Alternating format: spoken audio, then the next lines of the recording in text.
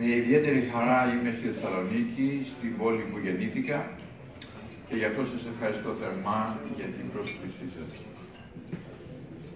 Ζούμε σε μια εποχή στην οποία η έννοια της ομαλότητας και της κανονικότητας έχει εκλείψει και όπου οι αλλαγές είναι ραγδαίες και ανατρεπτικές σε όλα τα επίπεδα της οικονομίας, της κοινωνίας, της τεχνολογίας, του περιβάλλοντος και των γεωστρατηγικών ισορροπιών. Μέσα σε αυτό το ασταθές και αβέβαιο κλίμα και με την Ευρώπη να δοκιμάζεται σκληρά όσον αφορά τις μελλοντικές προοπτικές της, η Ελλάδα κάνει τα πρώτα ουσιαστικά βήματα εξόδου από τη μακροχρόνια κρίση της. Και αυτό είναι ιδιαίτερα σημαντικό για την περιφέρεια Κεντρικής Μακεδονίας, η οποία στη διάρκεια της κρίσης επλήγει επενδυτικά περισσότερα από τον εθνικό μέσο όρο και με ιδιαίτερη ένταση στις κατασκευές, τη διαχείριση ακίνητης περιουσίας, το χονδρικό και λιανικό εμπόριο, τις μεταφορές, αποθήκευση και τον τουρισμό. Έτσι, μετά από μια πολυετή περίοδο ύφεσης και μεταρρυθμίσεων στις αγορές, κατά την οποία η Ελλάδα πραγματοποίησε τη μεγαλύτερη δημοσιονομική εξυγίαση μεταξύ των χωρών του ΟΣΑ, βελτιώνοντας το διαρθρωτικό πρωτογενές ισοζύγιο του προϋπολογισμού κατά 17 ποσοστιαίες μονάδες του δυνητικού ΑΕΠ, η οικονομία ανακάμπτει ήδη από το τρίτο τρίμηνο του 2016, όπως μαρτυρούν τα εξής 10 σημεία. Πρώτον,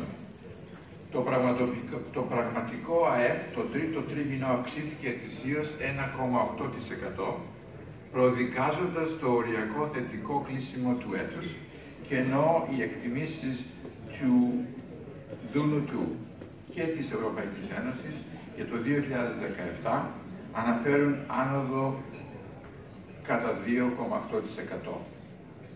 Δεύτερον, ο όγκος των ακαθαρίστων επενδύσεων παγίου κεφαλαίου αυξήθηκε 12,6% αντίστοιχα, ενώ οι ελληνικές επιχειρήσεις προγραμματίζουν επενδύσεις άνω των 2 δισεκατομμυρίων ευρώ το 2017.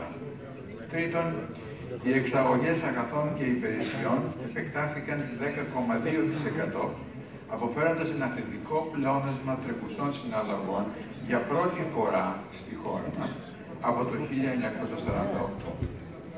Επίσης, το 2016 είχαμε ρεκόρ αφήξεων στον τουρισμό, ενώ κορυφώθηκε το επενδυτικό ενδιαφέρον για ελληνικά Αυτό δεν νόμιζα ότι θα το μεγάλο.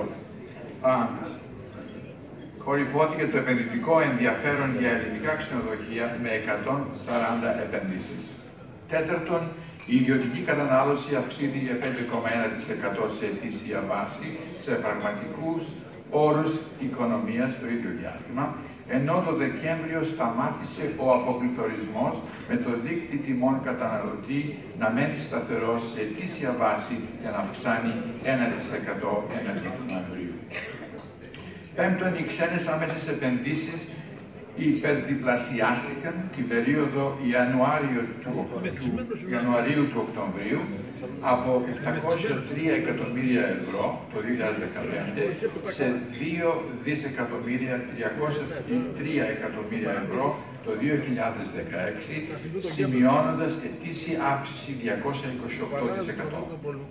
Έκτον, η απασχόληση αυξήθηκε κατά 232.000 άτομα από το πρώτο τρίμηνο του 2015 έως το τρίτο τρίμηνο του 2016, ενώ το ποσοστό ανεργίας μειώθηκε αντίστοιχα κατά 4 ποσοστιαίες μονάδες από 26,6 στο 22,6.